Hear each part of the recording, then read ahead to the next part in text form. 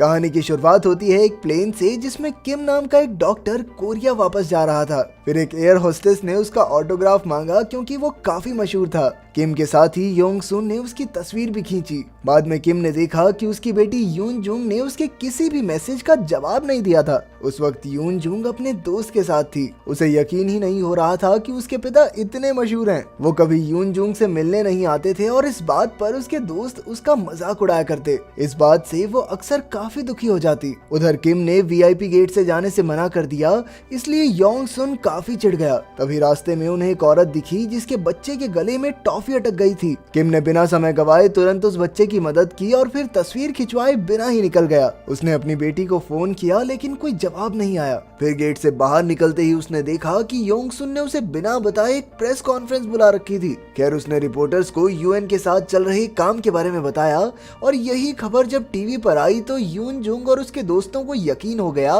कि उसके पिता सच में मशहूर हैं। किम ने कहा कि यून जुंग 3 साल पहले काफी बीमार पड़ गई थी और वहीं से उसे लोगों की मदद करने की प्रेरणा मिली। यून जुंग भी ये सुनकर काफी खुश थी, लेकिन तभी योंग सुन ने कह दिया कि यून जुंग आजकल काफी जिद्दी हो गई है। इससे वो अपने दोस्तों के सामने फिर से शर्मिंदा हो गई। आखिरकार उसने किम से कहा कि किम को उसके बर्थडे के लिए घर आना ही होगा। किम ने किसी तरह उसे तोहफों का लालच देकर मना लिया। फिर वो तुरंत गाड़ी में अपनी बेटी से मिलने निकल पड़ा, लेकिन टोल पर लड़की ने छुट्टे पैसे गिरा दिए और वो थोड़ा लेट हो गया। जैसे ही वो यून जुंग के पास पहुंचने वाला था, उसने देखा कि रास्ते में भयंकर एक्सीडेंट हो गया था। वो मदद करने वहां गया और उसने टैक्सी ड्राइवर को बाहर निकाला, लेकिन पीछे बैठी औरत की तो मौत हो चुकी थी। जब डॉक्टर्स पहुंचे तो उसने अपनी बेटी को फोन करके कहा कि वो थोड़ा देर से आएगा, लेकिन सामने से एक आदमी ने बताया कि उसकी बेटी का एक्सीडेंट हो गया है। तब जाकर किम को एहसास हुआ कि इस टैक्सी की टक्कर उसकी बेटी से ही हुई थी। इससे पहले कि वो कुछ करता, किम ने अचानक पलक झपकाई और वो वापस प्लेन में पहुंच गया। वही एयर होस्टेस उसका ऑटोग्राफ मांग रही थी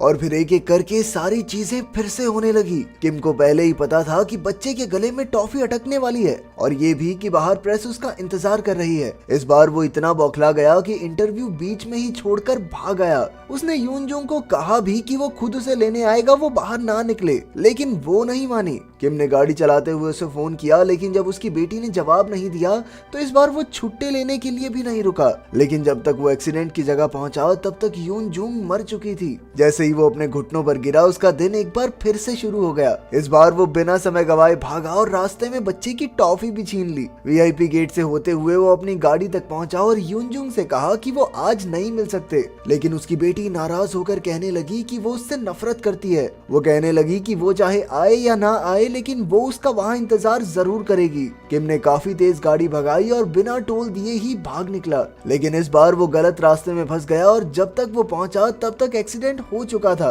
एक बार फिर दिन शुरू हुआ और इस बार किम ने पागलों की तरह गाड़ी भगाई, लेकिन एक जगह उसकी टक्कर हो गई और उसे पैदल जाना पड़ा, जिस वजह से वो एक बार फिर से लेट हो गया। उसकी बेटी तो कुछ सुनती नहीं थी, इसलिए उसने ड्राइवर का नंबर ले लिया और जब फिर से दिन शुरू हुआ तो उसने ड्राइवर को एक्सीडेंट के बारे में बताया, लेकिन उस आदमी ने कोई जवाब नहीं दिया। इस बार किम जबरदस्त स्पीड में कच्चे रास्ते से होते हुए एक्सीडेंट से कुछ मिनटों पहले ही पहुंच गया, लेकिन उसी वक्त उसकी आंखों के सामने ही उसकी बेटी का एक्सीडेंट हो गया। किम रो ही रहा था कि एक आदमी आकर अचानक उस पर चिल्लाने लगा। ये मिंचुल था जो डॉक्टर्स के साथ घायलों को ले जाने आया था। असल में जो औरत गाड़ी में मरी थी वो मिंचुल की पत्नी थी। किम की ही तरह उसका दिन भी बार बार फिर से शुरू हो रहा था। उसने अपनी पत्नी को फोन करके सावधान करने की कोशिश की, लेकिन जब कोई जवाब नहीं मिला तो वो पहले ही उसके दोस्तों से पूछताछ करके उसे ढूंढने लगा, लेकिन कोई नहीं जानता था कि वो है कहाँ। इस दौरान वो किम को भी देख रहा था, इसलिए उसने उसके साथ मिलकर इस मुसीबत को टालने का फैसला किया। इसके बाद जब उनका दिन फिर से शुरू हुआ तो वो दोनों एक दूसरे से मिले। उनके लिए एक्सीडेंट को रोकना नामुमकिन था, इसलिए उन्होंने कोशिश की कि यून जुंग वहां तक पहुंचे ही ना।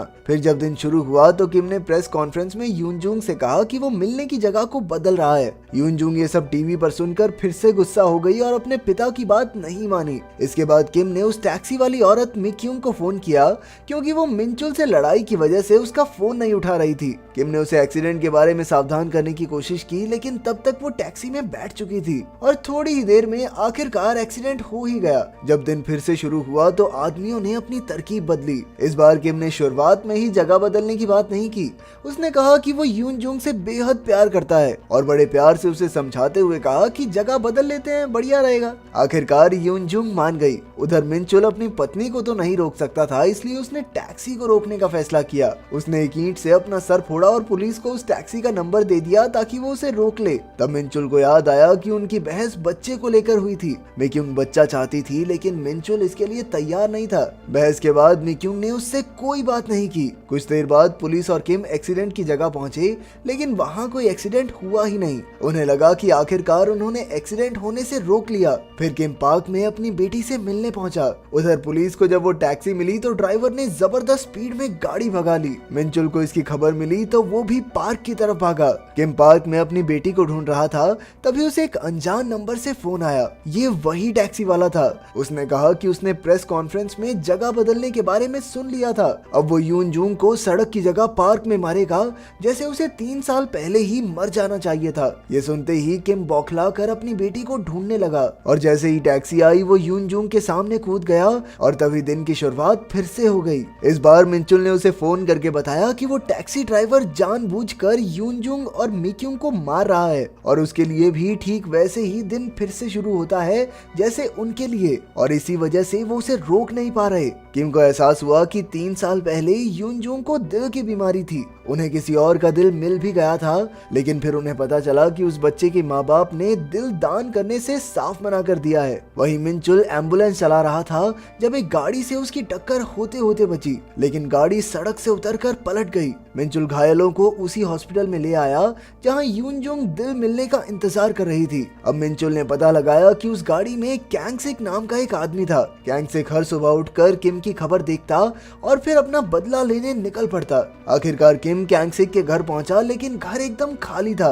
वहां उसे 3 साल पुराने हॉस्पिटल बिल्स और उसके बेटे हारू की तस्वीर मिली। आखिरकार उसे सब कुछ समझ आ गया। उसने मिनचुल को बताया कि उस रात मिनचुल ने उन्हें हॉस्पिटल लाने में देरी कर दी थी। हारो पहले ही ब्रेन डेड हो चुका था और कैंगसिक भी जख्मी होने की वजह से हारो का दिल दान करने की मंजूरी नहीं दे सका। इसलिए किम ने कैंगसिक के नकली साइन करके अपनी बेटी को बचा लिया था। अब वो कैंगसिक को बचाकर उससे माफी मांगना चाहता था ताकि वो किसी का खून ना करे, लेकिन मिनचुल तो उसे उसके लिए सजा देना चाहता था। यहीं से दोनों अलग अलग रास्तों पर निकल गए। मिनचुल घर में सुराग ढूंढने लगा तो उसने एक डायरी में देखा कि मिक्युंग प्रेग्नेंट थी और इसीलिए वो बच्चे की बात कर रही थी और इस वक्त वो डॉक्टर के पास जांच के लिए गई थी। उधर के एक्सीडेंट होने के बाद कैंगसिक को हॉस्पिटल ले आया और उसे कुछ इंजेक्शंस देकर जिंदा रखा। उसने माफी मांगते हुए कहा कि अगर उसकी जगह कोई और बाप भी होता तो अपनी बेटी को बचाने के लिए यही करता, लेकिन कैंगसिक ने कहा कि अगर किम उसकी जगह होता तो वो भी बदला जरूर लेता। वो अपने बेटे का बदला लेने के लिए यूनजुंग को मारे बिना हार नहीं मानेगा।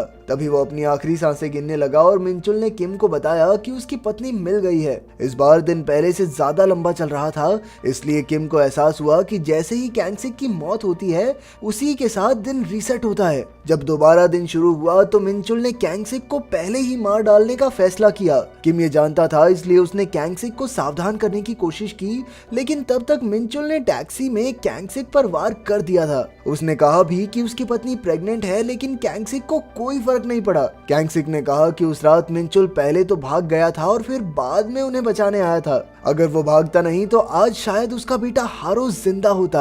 आखिरकार मिनचुल को गाड़ी से धक्का देकर वो यूनजुंग को मारने निकल पड़ा। हालांकि किम ऐन वक्त पर पहुंचकर अपनी गाड़ी बीच में ले आया और यूनजुंग को बचा लिया। फिर वो कैंगसिक को बाहर निकालने लगा। जब कैंगसिक ने पूछा कि वो उसे क्यों बचा रहा है तो किम ने कहा कि उसकी मौत से ये दिन फिर से शुरू हो जाता है, यानी ये समय का चक्कर हारू ने ही बनाया है, जो अब भी यूनजुंग के दिल के रूप में जिंदा है। हारू कैंगसिक को मरने से बचाना चाहता है और अगर यूनजुंग मर गई तो हारू भी मर जाएगा। लेकिन तभी मिनचुल ने बहुत तेजी से गाड़ी लाकर टैक्सी से टकरा दी। उसके सर पर खून सवार था और वो चाकू लेकर कैंगसिक को मारने निकला तो किम ने उसे रोकने की कोशिश की, लेकिन चाकू गलती से किम को लग गया और उसने मिनचुल को समझाया कि कैंगसिक को जिंदा रखना होगा, क्योंकि बस यही एक तरीका है जिससे यूनजुंग, मिक्युंग और उसका बच्चा जिंदा रह सके। उसी वक्त कैंगसिक की नजर यूनजुंग पर पड़ी तो उसे याद आया कि 3 साल पहले यूनजुंग ने उसके पास आकर कहा था कि हारू अब उसमें जिंदा है और उसके लिए कैंगसिक को भी ठीक होना होगा।